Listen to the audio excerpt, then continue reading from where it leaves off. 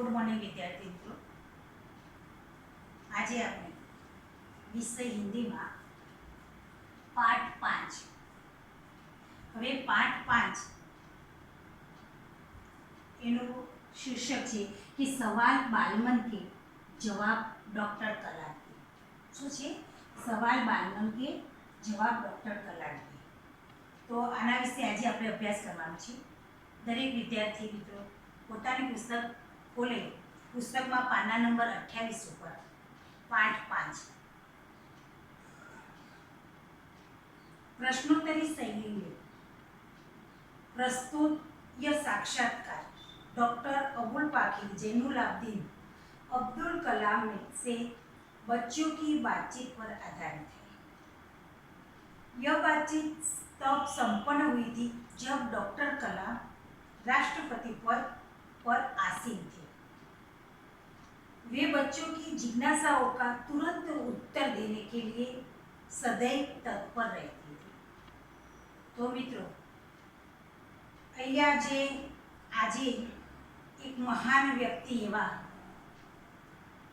Doctor Abdul Kalam, મતલબ કે એ આપણા દેશના પૂરા વિશ્વમાં એક મહાન વ્યક્તિ બની ગયા હતા. એ આપણા પહેલા ભૂતપૂર્વ રાષ્ટ્રપતિ હતા. એ વખતનું આ કસોટી એટલે કે એ વખતની આ જે પ્રશ્નોત્તરી છે એ વખતની છે જ્યારે એ રાષ્ટ્રપતિ પદ ઉપર હતા તે વખતનો આ ચર્ચા છે. તો કહે છે કે પૂરા વિશ્વમાં જે મહાન વ્યક્તિ એવા પોતે એમ કહો એક નિશાન બની ચૂકે છે એટલે કે મિસાઇલ મેન તરીકે પ્રખ્યાત હતા. અબ્દુલ કલામ બાળકોની સાથે પ્રશ્નોત્તરી રૂપમાં પ્રશ્નોત્તરીની ચર્ચાને રૂપમાં સરસ મજાનું અહીંયા આપણને જાણવા મળે તેવા પ્રશ્નો છે. એ પ્રશ્નોત્તરી રૂપમાં પાઠને પ્રસ્તુત કરવામાં આવે છે. બીજું કે આ પાઠના દરેક પ્રશ્નો પૂછનારા વિદ્યાર્થીઓના જે પ્રશ્નોના જવાબ જાણવા માટે જિજ્ઞાસા વૃત્તિ રાખવાવાળા એવા બાળકો માટે અબ્દુલ કલામ પોતે જવાબ આપવા માટે તત્પર જ રહે છે. પ્રશ્નોના જવાબ આપવા માટે તૈયાર જ હોય છે. તો અહીંયા પ્રશ્નોત્તરી શૈલીમાં બતાવેલો આ પાઠની આપણે ચર્ચા જોઈએ તો દરેક વિદ્યાર્થી પુસ્તકમાં ધ્યાન આપે. અહીંયા પુસ્તકમાં પાના નંબર 28 ઉપર કે પ્રશ્નોત્તરી શૈલીમાં છે એટલે બાળકો પ્રશ્નો કરે છે અને અબ્દુલ કલામ જવાબ આપે છે. તો પ્રશ્ન કરતા અહીં તમે ચિત્રમાં પણ જોઈ શકો છો કે અબ્દુલ કલામ બેઠેલા છે, બધા બાળકો ગોઠવાયેલા છે. દરેક બાળક અલગ અલગ સિટીનો અલગ અલગ પ્રશ્નો કરીને જવાબ પૂછે છે. તો પ્રશ્ન કરતા કહે છે એનું कि आर अरविंद कक्षा 3 सेट मिडल स्कूल चेन्नई, क्या आप अपने बचपन की कोई यादगार घटना हमें सुना सकते हैं? અહીંયા આ વિદ્યાર્થી પૂછે છે કે અબ્દુલ કલામને કે તમે તમારા બચપનની કોઈ યાદગાર ઘટના અમને સંભળાવી શકો? ત્યારે ડૉક્ટર કલામ જવાબ આપે છે, कक्षा 5वीं में मेरे शिक्षक श्री सुब्रमण्यम अय्यर की एक बात मुझे याद है. एक दिन कक्षा में वे हमें यह बता रहे थे कि कोई पक्षी कैसे उड़ता है. उन्होंने हमें रामेश्वर के समुद्र तट पर ले जाकर इसका जीवंत उदाहरण दिया. वह ऐसी यादगार घटना थी कि जो मेरे मन मस्तिष्क में हमेशा के लिए बैठ गई. इसी से मुझे आगे विज्ञान पढ़ने की प्रेरणा मिली. જ્યારે કે બાળકે જ્યારે પ્રશ્ન કર્યો કે તમે તમારા બચપનની એમ કોઈ ઘટના બતાવી શકો તમારા બાળપણની, ત્યારે કલામ કહે છે કે હા, જ્યારે હું 5મા ધોરણમાં હતો ત્યારે શિક્ષક જે સુબ્રમણ્ય અય્યર મારા શિક્ષક હતા, એમને એક દિવસ એમ ક્લાસની અંદર બતાવ્યું કે કોઈ પક્ષી કઈ રીતે ઉડી શકે. તો એની જે પ્રેક્ટિકલ રીતે અમને બતાવવા માટે રામેશ્વરના સમુદ્ર કિનારે લઈ ગયા અને ત્યાં પક્ષીઓ હતા એ ઉડતા હતા. એ જીવંત ઉદાહરણ અમને બતાવ્યું. બરાબર, તે આદર્શ્ય ઉદાહરણ બતાવી અમને સમજાવી. ત્યારને મને એ ઘટના મગજમાં મસ્તિષ્ક એટલે કે મગજમાં અમને યાદ રહી ગઈ છે મારા મનમાં. એના પછી જેમ કે મને વિજ્ઞાન ભણવા માટેની પ્રેરણા મળી. પ્રશ્નકર્તા બીજું, સરયુ મકર, કક્ષા 5, वाल्मीकि नगर हिंदी माध्यमिक शाला नागपुर. प्रश्न है, बचपन में हमें किस भाषा को प्रमुखता देनी चाहिए? त्यारे अब्दुल कलाम कि मैंने स्वयं माध्यमिक शिक्षा तक की पढ़ाई अपनी मातृभाषा के माध्यम से पूरी की है. कॉलेज और उससे आगे की शिक्षा अंग्रेजी माध्यम की संस्थाओं में हुई है. मेरा मानना है कि हम कॉलेज में भी माध्यम के रूप में मातृभाषा का चुनाव कर सकते हैं, क्योंकि युवा अपनी मातृभाषा में ही सोचता है, उसी में अपनी बात सहजता से कहने में सक्षम होता है. पर इसमें कोई भी दो राय नहीं कि वैश्विक स्तर पर संपर्क के लिए हमें अंग्रेजी जैसी एक संपर्क भाषा की नितांत आवश्यकता है. तो कलाम जवाब आपे छे कि હું પોતે પણ માધ્યમિક શિક્ષણ સુધી ગુજરાતી ભાષામાં માતૃભાષામાં જ ભણ્યો હતો. કોલેજમાં જે શિક્ષણ અંગ્રેજીમાં આવે છે, અંગ્રેજી ભાષામાં આપતી સંસ્થાઓ છે, પરંતુ મારું માનવું છે કે કોલેજ સુધી પણ આપણે માતૃભાષામાં ભણીએ તો સારું. કેમ કે યુવા પેઢી છે, એ યુવા પેઢી જે યુવાનો છે, એ બાળકો કોઈ પણ વિચાર કરે તો એ માતૃભાષામાં વિચારી શકે છે, બરાબર, અને પોતાની વાતને સહજતાથી બીજાની સાથે શેર કરી શકે છે. તો અહીંયા કહે છે કે એવી કોઈ રાય કે વૈશ્વિક સ્તર ઉપર રહીને આપણે એમ કે વિશ્વને અનુકરીને બહારના દેશને અનુસરીને આપણે અંગ્રેજી ભાષામાં થોડું શિક્ષણ લેવું જરૂરી છે. પણ ભણવાનું તો એમ કે મારા મન મુજબ તો કોલેજનું શિક્ષણ પણ માતૃભાષામાં હોવું જોઈએ. प्रश्नकर्ता अर्श पटेल, कक्षा 5, चंदूलाल विद्या मंदिर, मुंबई. यदि हम आपकी तरह बनना चाहें तो हमें क्या करना चाहिए? यह बाळके मस्त प्रश्न करे छे अब्दुल कलाम ने कि तमारी जग्या ઉપર અમારે આવવું હોય તો અમારે શું કરવું જોઈએ. ત્યારે डॉक्टर कलाम जवाब આપે છે कि जब आप युवा अवस्था में कदम रखें तभी आपको जीवन में लक्ष्य निर्धारित कर लेना होगा. हमेशा कुछ बड़ा सोचो, जैसे ही यह अनुभूति को कि आप आखिर बनना क्या चाहते हैं.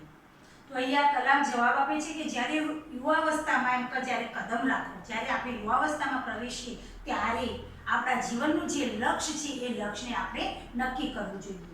હંમેશા કંઈક એમ કર कुछ बड़ा सोचो એટલે કે ઊંચો ધ્યેય, આપણું લક્ષ્ય હંમેશા ઊંચું રાખો એમ, જેનાથી કોઈ પણ અનુભૂતિમાં આપણે છેલ્લે જે લક્ષ્ય હોય ત્યાં લક્ષ્ય સુધી આપણે પહોંચી શકીએ છીએ.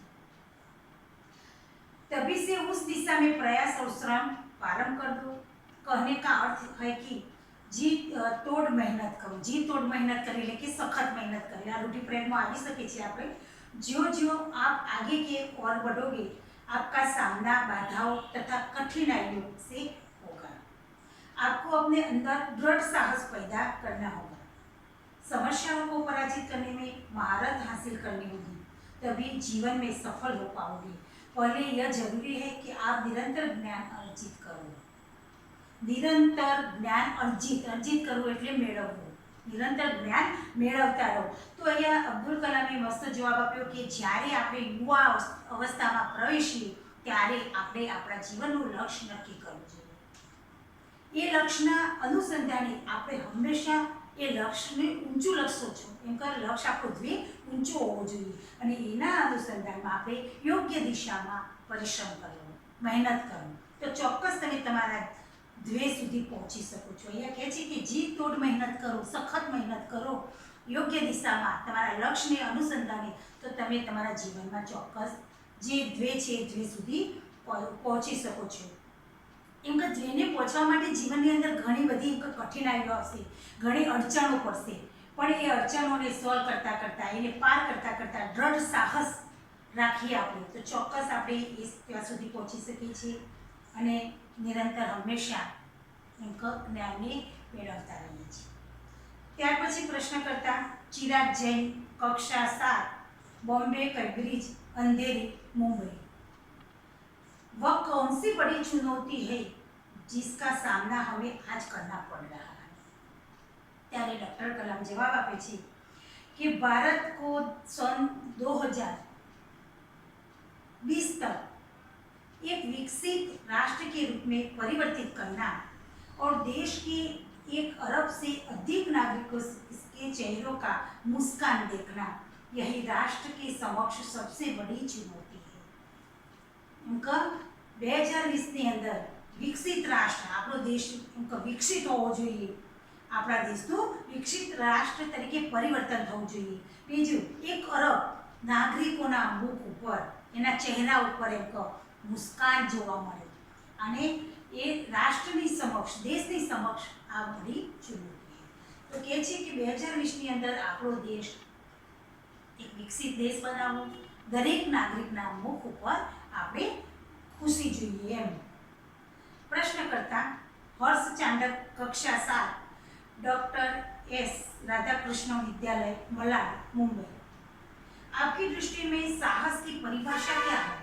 तो प्रश्नकर्ता कहते कि आपकी दृष्टि में साहस की परिभाषा क्या है? डॉक्टर कलाम कहते अपनी जान की परवाह किए बिना दूसरों को संकट या आपदा से बचाना ही साहस। આપણી જાનની પરવા નહીં કરવાની પણ બીજાની પ્રાણ બચાવવાના, બીજાની એમકે મદદ કરવાની સંકટમાં, એ જ સાહસ છે એમ। પ્રશ્નકર્તા તરુણ પટેલ કક્ષા 8 સ્વામિનારાયણ इंडिपेंडेंट स्कूल लंदन कहते हैं कि हम प्रवासी भारतीय मातृभूमि के प्रति गर्व की भावना कैसे विकसित करें? डॉक्टर कलाम भारतीय मूल का कोई भी व्यक्ति एक बहुत भारतीय परिवार का अंग है और उसे हमारे देश की सांस्कृतिक विरासत पर गर्व है। सौभाग्य से आप लोग ऐसी स्थिति में हैं कि अपनी मातृभूमि से अच्छी तरह से जुड़े हुए हैं और यही आपके लिए गौरव की बात है। तो ये कहे कि गर्व की बात कही छे तो बताए कि एम આપણે આપણા ભારતીય પરિવારના અંગ તરીકે છીએ। આપણા દેશ એક સાંસ્કૃતિક સંસ્કારોથી ભરેલો દેશ છે। સૌભાગ્યને એમ આપણા આપણે નસીબદાર છીએ કે આ સ્થિતિમાં પણ આપણે માતૃભૂમિને अच्छी સારી રીતે એની સાથે જોડાયેલા છીએ। એ આપણી ગૌરવની વાત છે। પ્રશ્નકર્તા सत्यम कक्षा 10 जिला स्कूल मुंगेर। जो भी बच्चे आपसे मिलते हैं वे कहते हैं कि वे एक प्रसिद्ध वैज्ञानिक, इंजीनियर, डॉक्टर आदि बनना चाहते हैं, पर किसान, मजदूर और कलाकार भी किसी राष्ट्र के लिए उतने ही महत्वपूर्ण हैं। हम ऐसे ही परिवारों से आते हैं, हमारे लिए आपका क्या संदेश है? तो डॉक्टर कलाम कहते हैं कि किसान, मजदूर, कलाकार और दस्तकार ये सभी हमारे राष्ट्र के अभिन्न अंग हैं। राष्ट्र निर्माण में हमें उन सभी को सेवाओं की समान रूप से दरकार है। आप सभी को चाहिए कि अपने अपने क्षेत्रों में खूब उन्नति करें। तो अहिया કહે છે કે જે મજદૂર કલાકાર અને દસ્તકાર તે દરેક એમ સમાજ કે રાષ્ટ્ર કે માટે એ જરૂરી અંગ છે। રાષ્ટ્રનું નિર્માણ કે કરવા માટે અહીંયા સભ્ય માટે સેવાઓ સમાન રૂપમાં એમ દરકારી બધાને એમ જરૂરી છે કામ કરવાનું। તો અહીંયા આપણે ક્ષેત્રોમાં ખૂબ ઉન્નતિ દરેક એમ અબ્દુલ કલામ કહે છે કે દરેક કામ કરનાર किसान हो या मजदूर हो, कलाकार हो, दरेक पोताना क्षेत्रनी अंदर प्रगति मेळवी, उन्नति मेळवी एवी हूँ आशा राखुं छुं। तो अहींया जे प्रश्नोत्तरी के रूप में जे प्रश्न बतावे छे पाठ एमां जे बाळको अने अब्दुल कलामना जे प्रश्नोनी चर्चा छे एमां अलग अलग शहेरना अलग अलग स्कूलोना बाळको अलग अलग प्रश्नो करे छे। एने सरस मजाना जिज्ञासा वृत्तिवाळा बाळकोना तत्पर प्रश्ननो जवाब अब्दुल कलाम आपे छे अने अहींया आवा प्रश्नोत्तरी अहींया सुधी आपणे आ पाठ राखीए छीए। बाकीनो आपणे पाछळना